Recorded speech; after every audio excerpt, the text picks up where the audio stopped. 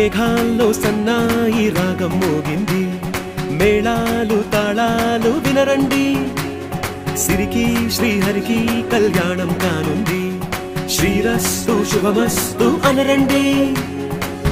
అచ్చతలు గంటో పెళ్లికి అర్థం చెప్పారంటూ